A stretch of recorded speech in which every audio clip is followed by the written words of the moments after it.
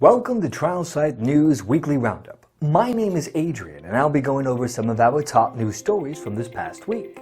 Please click the subscribe button and ring the bell to be notified of future videos.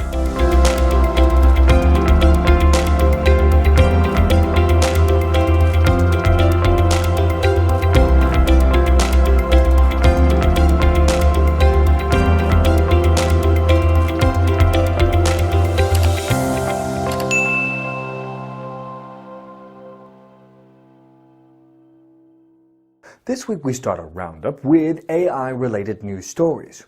Providers, primarily hospitals, are engaging in unprecedented patient record sharing with technology kingpins such as Google, Microsoft, Amazon, and IBM, exposing millions of patients' sensitive, identifiable medical records. In a period of growing digital security concerns, have providers been sufficiently upfront about all of this? In all reality, the giant vendors have no choice as they are in a race against time, against each other, to capture and control as much health data as possible. This is how AI will work. And now for clinical trial related news stories. The future is bright when we read about students such as Madison Evans at Penn State, a biological engineering major who probably will head to med school to become a neurosurgeon. At least that's the plan at the present moment. Keeping the high marks to be a Schreyer Honors Scholar isn't enough. Ms. Evans is part of a research effort out of Professor of Biomedical Engineering Deb Kelly's lab in the Hux Institutes of the Life Sciences to map a full-length model of p53, a tumor suppressor protein found in various forms of cancer in glioblastoma cells. Now, this PA-based team is assessing how p53 can function as a suppressor or perpetrator of breast, brain, and pancreatic cancers, as well as promising applications of the team's findings for future therapeutics. Trial Site News celebrates young people like Ms. Evans. They represent our future. The University of California, Riverside recently patented cellular engineering manufacturing technology that could someday lower the costs of living drugs back from the stratosphere down to Earth. The breakthrough cellular manufacturing technology developed by Meso Rayo minimizes damage to the cell in the manufacturing process. The Inland Empire's University has licensed the technology to a startup called Bacillard Biotech. California's Inland Empire could transform into a major cell and gene therapy manufacturing center in the future. A new biotech, EQRx, raised $200 million in Series A funding to develop patent-protected drugs that will cost less than similar high-end therapies. This sizable round was led by an A-list of investors including GV, Arch Venture Partners, Andreessen Horowitz, and Caston Capital, Section 32, Nestec, and Arboretum Ventures. Their CEO was a former partner with investor Third Rock Ventures. The company's explicit goal is charge considerably less for drugs. They will attempt to do this by redesigning processes to be more efficient and lean and hence charge less. Now, we have heard this story before, and we will remain cautiously optimistic. GeneTx 102, being evaluated for the treatment of Angelman syndrome or AS, filed with the U.S. Food and Drug Administration, FDA, is now active. Enrollment in a Phase 1 and 2 study is expected to begin in the first half of 2020. Horizon Therapeutics announces FDA approval of Tepezza, teprotumumab, for thyroid eye disease. Horizon Therapeutics announced the U.S. FDA has approved Tepezza for the treatment of thyroid eye disease. Tepezza is the first and only FDA-approved medicine for the treatment of TED. The FDA approval of Tepezza comes ahead of the Prescription Drug User Fee Act (PDUFA) goal date of March 8, 2020. Now, Genentech announced positive top-line results from the pivotal Part 2 of the FIREFISH study, which evaluated Risdiplam in infants aged 1 through 7 months with type 1 spinal muscular atrophy or SMA. The primary outcome measure of the study was the proportion of infants sitting without support for at least 5 seconds at 12 months of treatment. Assessed by the Gross Motor Scale of the Bayley Scales of Infant and Toddler Development 3rd Edition, or BSID-3, data demonstrated statistically significant and medically meaningful motor milestone improvements in infants with type 1 SMA.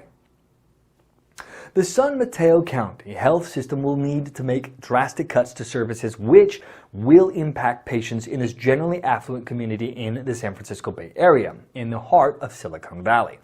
The system will propose cuts to overcome a $57 million shortfall. Turning now to cardiovascular news stories. Unity Point Health St. Luke's Heart and Vascular Institute in Cedar Rapids recently became the first in an international clinical trial to test a new device that can offer a therapy for chronic heart failure. Now, one of the 100 sites in the multinational clinical trial called Anthem HFrEF set up and conducted to determine the benefits for heart failure patients of a new device developed by LivaNova, a UK-based medical device maker called Verily system. The experimental product is surgically implanted into patients. Google's investment in life sciences become more interesting by the year. Verily, the life science venture holding under Google's parent Alphabet NSDQ Google 1 year ago received their first 510(k) clearance for ECG for the Verily study watch, as described in the blog by William Marks, head of clinical science, a wrist-worn sensor-based device for non-invasive continuous monitoring. Now, just days ago, Mr. Marks informed the markets and public that Verily received a 510(k) clearance for study watch with the Irregular post monitor. The Verily life science operation is now gaining speed in the pursuit of developing FDA-compliant clinical-grade tools and solutions that can support clinicians in the delivery of high-level care, while offering the market products that can improve self-management for patients. And now for cancer-related news. An international study of glioblastoma led by the Lerner Research Institute of Cleveland Clinic has identified a new drug target for treating glioblastoma. Now, this target is part of a never-before-defined cellular pathway found to contribute to the spread and proliferation of a dangerous subset of cancer cells known as glioma stem cells. Now, Trial Site News will monitor carefully and keep our audience up to date. Research scientists from the Broad Institute of MIT, Harvard, and Dana-Farber Cancer Institute have concluded from a recent study that almost 50 drug conditions ranging from diabetes, inflammation, to alcoholism could also potentially fight cancer. Could this Massachusetts-based team have uncovered a whole new way to accelerate the war against cancer? If this approach works, patients may benefit by many new drugs on the market, faster and more economical.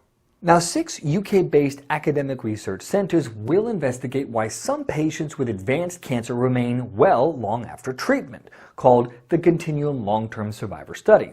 The trial will focus on patients who have had successful treatment of advanced cancer and continue to remain cancer-free for at least 5 years. And now for an HIV-related news story. With 38 million people infected with HIV worldwide, 1.1 million of those are in America. Now, presently, HIV patients are on antiretroviral therapy, which can suppress HIV to undetectable levels in the blood. However, the virus does persist throughout the body in latently infected resting CD4+ T cells. Unfortunately, the immune system cannot recognize these cells, and no present-day therapies can eliminate them. Now, antiretroviral, required to ensure that viral loads don't spike in the blood, is the greatest obstacle to true care. Enter University of North Carolina at Chapel Hill and Emory University, and an investigational compound called AZD5582, which activates latently infected CD4+ T cells at impressive levels in blood and many different tissues with no or minimal levels. AZD5582 sounds promising, and we'll keep you posted on this story as it continues to develop. And now for kidney-related news. What if there is a way to rejuvenate the kidneys so that there was no need for dialysis? Now, that is exactly what researchers from Sheba Medical Center have been working on with recent insights published in the journal Cell Reports. The researchers demonstrated that it is possible to rejuvenate the kidneys and improve their function using the patient's own stem cells. Trial Site News will track these Israeli researchers carefully. And now for neuroscience-related news. Neurosurgeon Jawed Shah arrived in the economically depressed city of Flint, Michigan nearly 2 decades ago after advanced brainstem surgical training at the University of Arkansas Hospital. He developed a thriving practice and by 2008 purchased an old General Motors World War II manufacturing plant from a land bank. Thereafter, Shaw transformed the building into an integrated neurosurgery center, combining practice, technology with research, and integrated care. Where should medicine go in America in the decade of 2020 and beyond? Perhaps the answer lies in Flint, Michigan. Now, this fascinating, dynamic, and important experiment in the old industrial heartland of America is planting the seeds for a dynamic, new community health and research reality in what was a city written off by many.